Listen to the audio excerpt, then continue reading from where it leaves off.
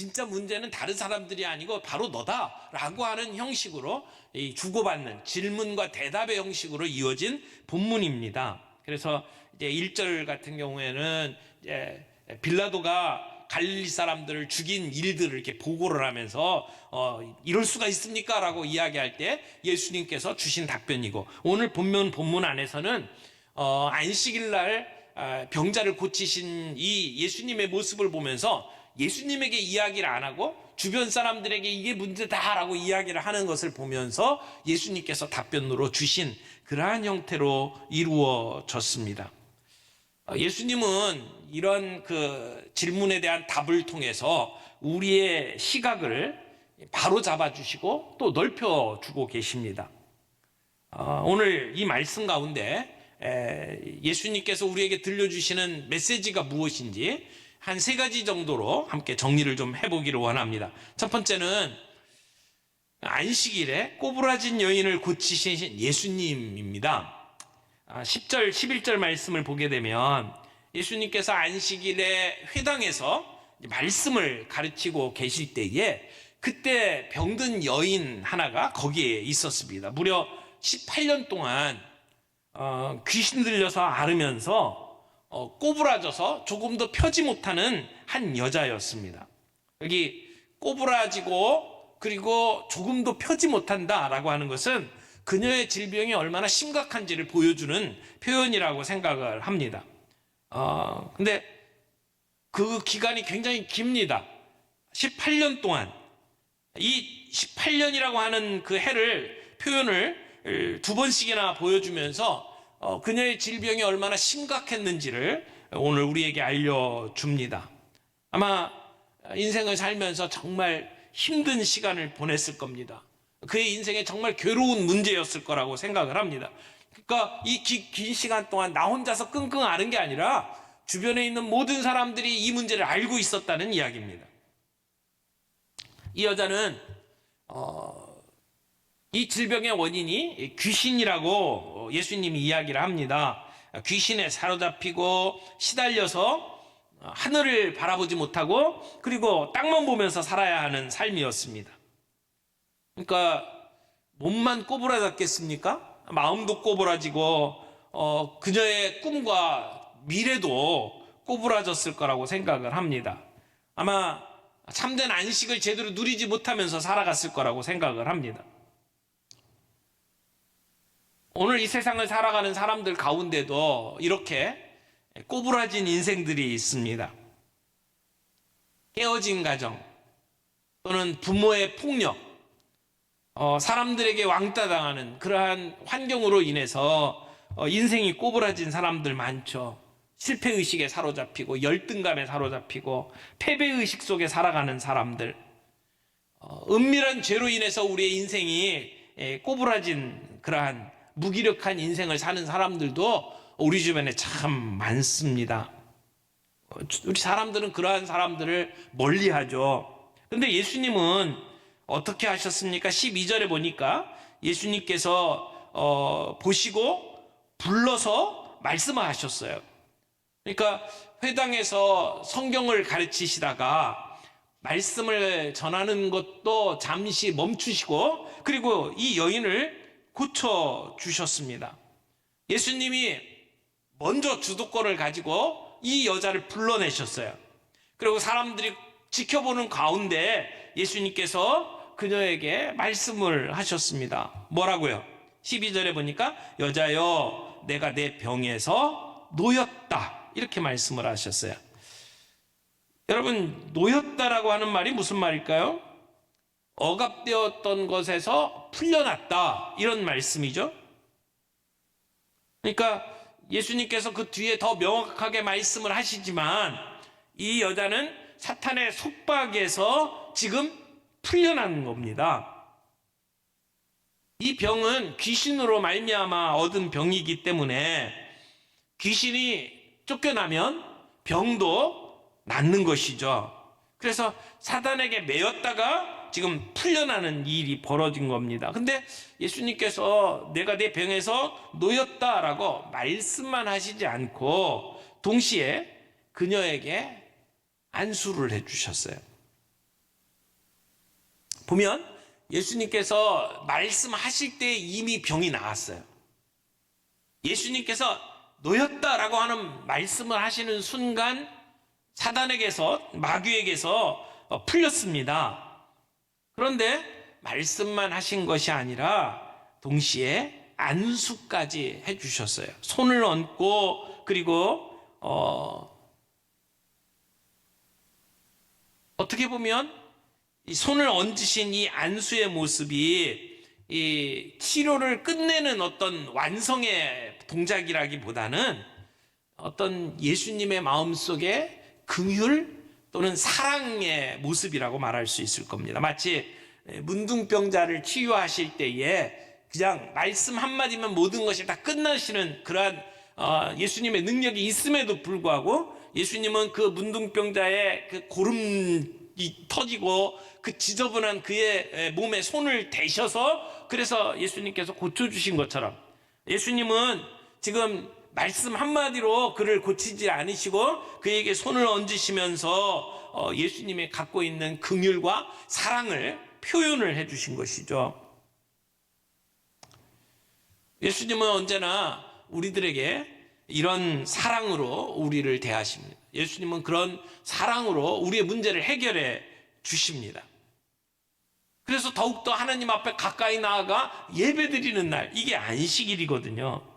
그러니까 안식일은 아무런 활동도 하지 않는 무활동의 날이 아니라 특별한 일을 위해서 우리의 일상생활을 잠시 멈추는 날이다, 이렇게 말할 수가 있습니다.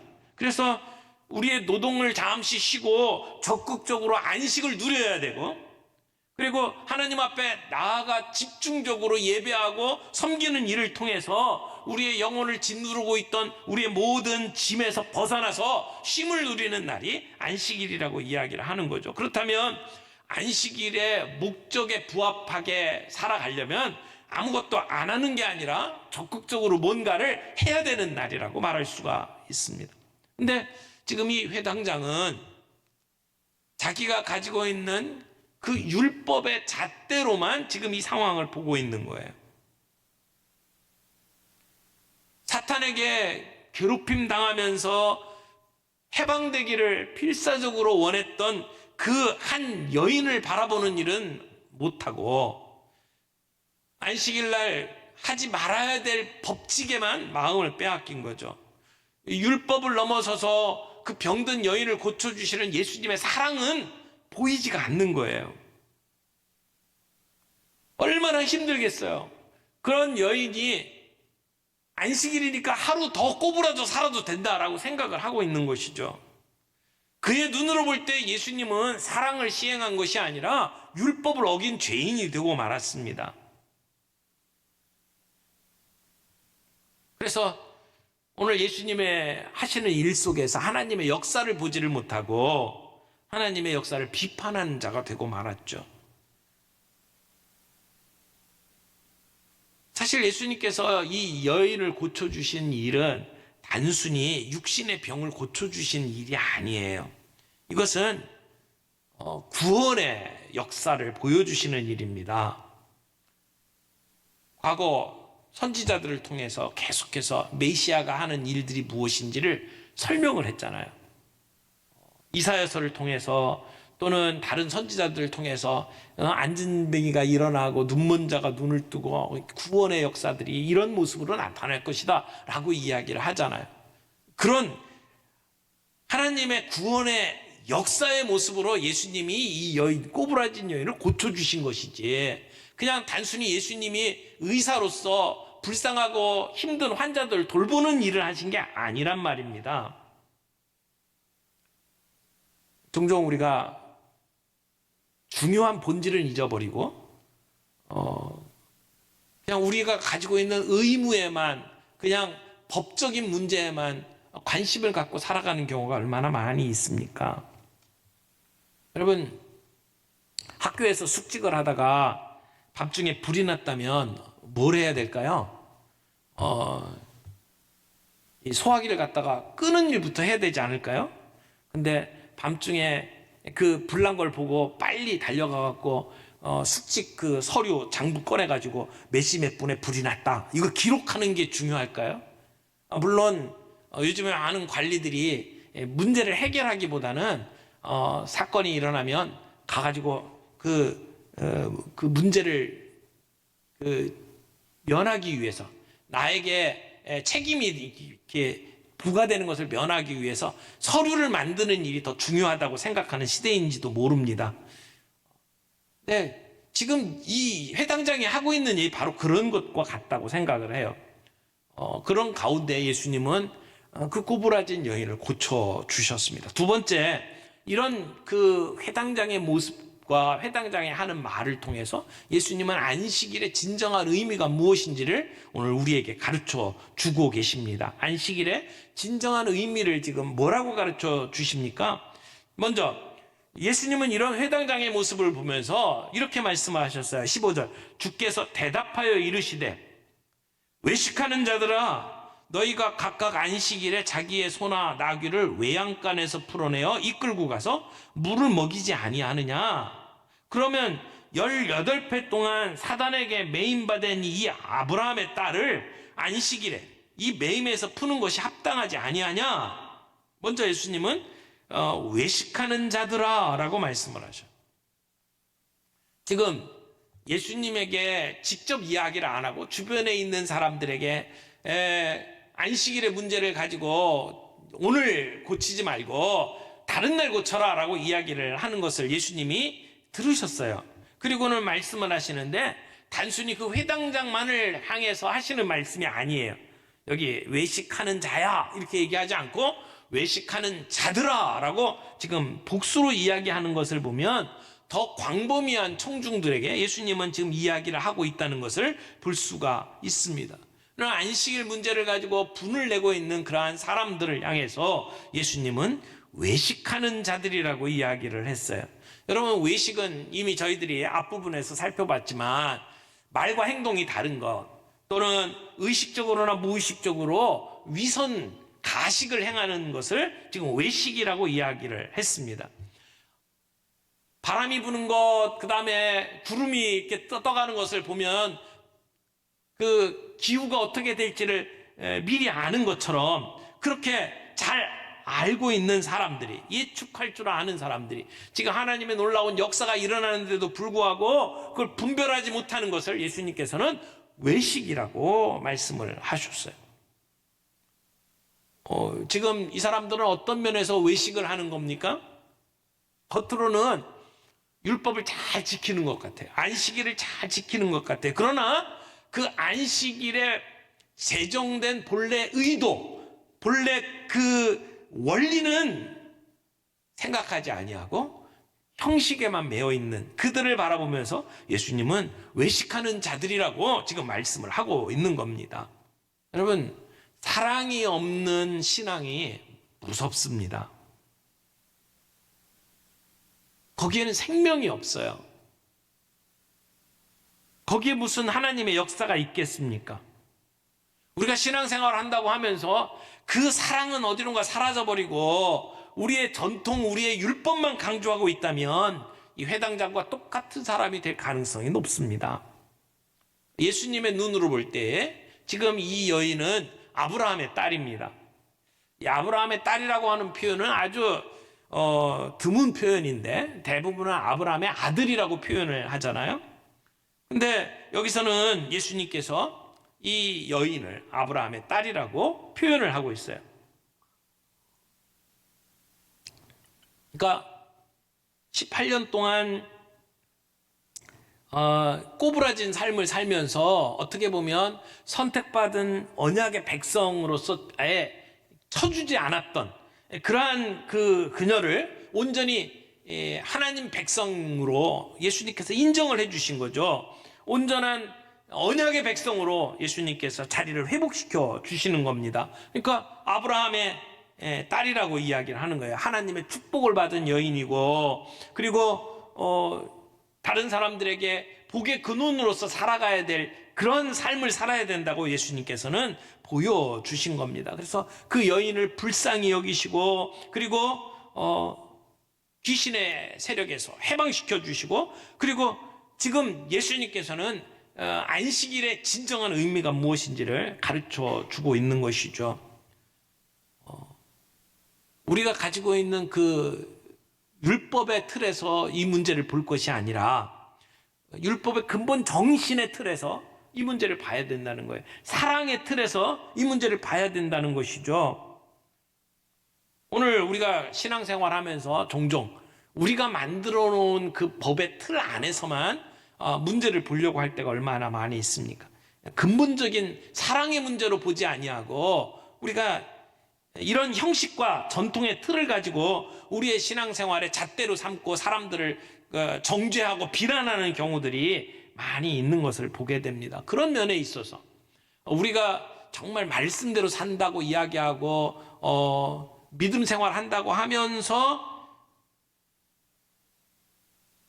정말 중요한 것은 잊어버리고, 그래서 내가 개혁을 한다고 이야기하고 내가 정말 말씀대로 산다고 이야기하면서 그 잣대를 가지고 다른 사람들을 비난하고 정죄하고 나는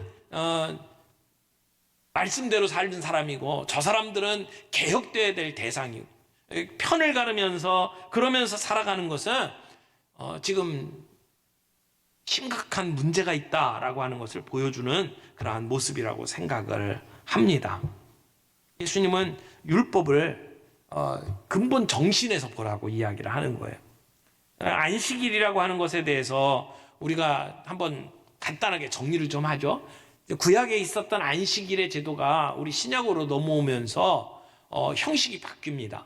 그러니까 안식일이 예수님으로 말미암아 폐지된 것이 아니라, 그 본질이 폐지된 것이 아니라 안식이라고 하는 형식은 오늘 우리들이 지키지 않아요. 우리가 토요일 날 모여서 무슨 제사를 드리거나 짐승을 잡아서 예배 드리지 않잖아요. 형식은 없어졌어요. 그러나 그 안에 본질, 정신은 오늘 우리에게 그대로 이어집니다. 그래서 구약의 안식일이 우리 신약 시대에는 주일의 개념으로 바뀌죠.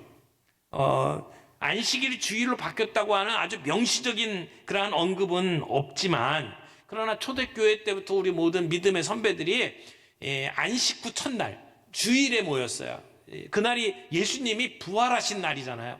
그래서 부활을 기념하면서 안식일의 그 정신이 주일로 이렇게 바뀐 것으로 우리는 믿고 있습니다. 그래서 우리가 주일 이렇게 예배를 드리고 함께 우리가 신앙생활을 하지 않습니까? 그러나 우리가 이 주일은 뭔가를 하지 않아야 되는 날이 아니라 주님의 구원의 기쁨을 누리면서 적극적으로 우리가 이 귀신의 사탄의 얽매였던 것에서 해방되는 것을 즐기는 날이 되어야 될 줄로 믿습니다. 예수님께서는 이러한 병을 고쳐주시고 그리고 안식일의 의미에 대해서 이야기할 뿐만 아니라 한 단계 더 넘어가서 하나님의 나라를 가르쳐 주셨습니다. 18절 봅니다. 그러므로 예수께서 이르시되, 여기 그러므로라고 이어지고 있는 것을 봐서 지금 나오는 이 하나님의 나라에 대한 이야기는 앞부분에 꼬부라진 여인을 고쳐주시고 안식일에 대해서 가르쳐 주신 사건과 이게 연결되어 있다는 것을 우리는 알 수가 있습니다. 그러니까 지금 하나님의 나라를 설명하는 이 비유가 안식일에 여인을 해방시킨 사건과 연관되어 있는 결론적인 내용이라고 하는 것을 우리가 알 수 있다는 것이죠. 그러니까 한마디로 이야기하면 지금 18년 동안 꼬부러졌던 이 여인을 고쳐주신 사건은 하나님 나라가 지금 오고 있다라고 하는 것을 보여주는 사건이다, 이렇게 말할 수가 있습니다. 그러면서 예수님께서 하나님의 나라가 무엇과 같을꼬라고 이야기를, 예수님께서는 하나님의 나라를 이야기하면서 다양한 비유를 사용을 하셨어요. 근데 이 비유를 사용하시는 이유가 뭐냐면 하나님의 나라에 대해서 아무리 설명을 해도 사람들이 잘 이해를 못해요. 너무나 심오한 이야기고 너무나 다양한 면을 갖고 있어요. 그래서 적절하게 그 큰 그림을 제대로 보여줄 수가 없으니까 예수님께서는 우리가 상상할 수도 없고 우리가 이해할 수도 없는 그 영광스러운 하나님의 나라를 설명하기 위해서 우리의 일상생활 가운데 있는 이야기들을 끌어다가 비유로 말씀을 해주시는 것이죠. 그러면서 오늘 비유로 두 가지를 이야기를 하셨습니다. 오늘 아브라함의 딸이 귀신의 매임 가운데 풀려난 이 사건, 이것이 하나님의 나라가 임한 것이다 라고 말씀을 하면서 하나님의 나라를 두 가지로 비유를 들으셨어요. 하나는 겨자씨에, 또 하나는 누룩에 비유를 하신 것이죠. 사람들이 표현하는 방법이 있죠. 뭐 놀라면 우리의 가슴이 콩알만해졌다 이렇게 이야기하는 것처럼, 사람들이, 유대인들이 이야기할 때 작은 것을 표현할 때 겨자씨와 같다라고 이야기를 하고, 또는 우리가 작은 거 얘기할 때 발톨만해 뭐 이렇게 표현하는 것처럼, 이 유대인들이 이야기할 때 작은 것을 표현할 때 겨자씨를 가지고 이야기를 했어요. 그러니까 이 겨자씨는 꽃이 피면 3, 4월 달에 마치 우리나라 제주도에 이렇게 가보면 유채꽃 막 노란 꽃이 피어 있는 것처럼 이렇게 노란색으로 피어 있는 꽃입니다. 이게 밭도랑 길 가는 옆에 어떤 때는 밭과 밭을 구분하는 사이에 많이 심어놨어요. 그러니까 언제나 볼 수 있는 나무 풀이죠. 그러니까 이 예수님이 지금 이 겨자씨 이야기를 하면서 이 조그만 것이 커지면 이 새들도 와서 깃들일 정도가 된다라고 하는 것을 이야기하면서 하나님의 나라가 이와 같다고 이야기를 하는 것이죠. 보잘것없는 것 같이 보이지만, 사람의 눈에 정말 별거 아닌 것처럼 보이지만, 그 당시에 천하를 호령했던 로마 제국에 비하면 예수님이 이야기하고 있는 이 복음 안에 살아가는 사람들은 정말 보잘것없는 사람들이에요. 힘이 없어요. 미미해요. 그러나 그 안에 생명이 있기 때문에 언젠가 이 씨가 자라서 예루살렘과 온 유대와 사마리아와 땅끝까지 이르러, 그래서 결국은 로마를 정복하게 될 것이다 라고 하는 예수님의 이야기죠. 또 하나 누룩의 비유를 하고 있습니다. 누룩은요, 겉으로 잘 보이지도 않아요. 그렇지만 화려하지 않지만 그 누룩이 가지고 있는 파급 효과가 얼마나 큰지를 사람들은 잘 알고 있었습니다. 그래서 늘 반죽을 하게 되면 누룩을 넣어서 반죽을 해놓고, 그리고 그 반죽해 놓은 것을 이렇게 두고, 그리고 새로 반죽을 할 때는 거기서 떼가지고 또 누룩을 그 안에 넣어서 반죽 계속 이어갈 수 있도록 만들면서 살아가는 그들의 일상생활 속에 있는 모습이죠. 근데 가루 서말이라고 하는 것은 한 집안에서 그 누룩을 이렇게 반죽을 할 때의 양이 아닙니다. 이 가루 서말 정도가 어느 정도인지를 보니까 23kg 정도 된다고 그러더라고요. 그러니까 농부가 가정에서 하루에 굽는 어떤 그 양이 아니에요. 대규모 축제나 잔치에서나 사용하는 양이라는 거죠. 그래서 이 가루 서말이라고 하는 말 속에서는 이 큰 잔치가 벌어졌구나 라고 하는 것을 알 수 있는 그러한 상황이라고 말할 수 있습니다. 그러니까 조그만 누룩 하나가 수많은 사람들이 잔치하는 데 쓰이는 그러한 그 가루를 다 이 성질을 변화시킬 수 있을 만큼의 능력이 있는 것처럼 하나님의 나라가 이런 능력이 있다라고 하는 것을 예수님께서 보여주시는 것이죠. 그렇게 보면 겨자씨는 겉으로 드러나는 성장하는 모습을 가르쳐 주는 것이고, 누룩은 속에서 그 성질을 변화시키는 그런 변화의 능력이 있는 것을 가르쳐 주는 표현이라고 말할 수 있습니다. 처음에는 작게 시작하지만, 처음에는 미미하지만, 처음에는 사람들이 볼 때 보잘것없는 것 같지만 그것이 결국은 커지고, 그리고 세상을 변화시키는 능력이 있다. 이게 하나님의 나라다라고 이야기를 하는 거죠. 오늘 이 말씀 가운데 우리에게 주시는 사명이 있다고 생각을 합니다. 우리 모두가 하나님 나라에 속한 자들이, 오늘 우리가 믿음을 가지고 뚜벅뚜벅 우리의 삶의 길을 걸어가는 것은 비록 미미하고 별 볼 일 없는 것 같고 힘이 없는 것 같지만, 그러나 그 안에 생명이 있는 것이고 그 안에 변화의 능력이 있다고 주님은 우리에게 이야기를 하시는 겁니다. 우리의 삶이 그 생명이 있는 삶으로 살아가기 위해서는 법에 매여 있으면 안 된다, 사랑으로 살아야 된다, 예수님이 우리에게 가르쳐주는 말씀이라고 믿습니다. 사랑하는 성도 여러분, 우리의 신앙생활 속에 우리가 법 가지고 살아가지 않기를 바랍니다. 사랑의 눈으로 바라볼 수 있기를 바랍니다. 우리가 나는 거룩한 삶을 살고 너희는 개혁의 대상이야, 이런 식으로 구분하지 말고 사랑의 눈으로 우리가 서로를 끌어안을 수 있는 그런 공동체가 되어야 된다고 말씀을 하는 겁니다. 오늘 우리가 살아가는 삶은 나 혼자만의 삶이 아니에요. 하나님 나라의 백성으로 살아가는 것이고, 그 하나님의 백성은 이런 능력이 있다라고 주님 오늘 우리에게 이야기를 하는 겁니다. 우리의 사명이 무엇인지를 생각을 하면서 우리의 삶을 뚜벅뚜벅 걸어갈 수 있는 저와 여러분들이 되기를 바랍니다.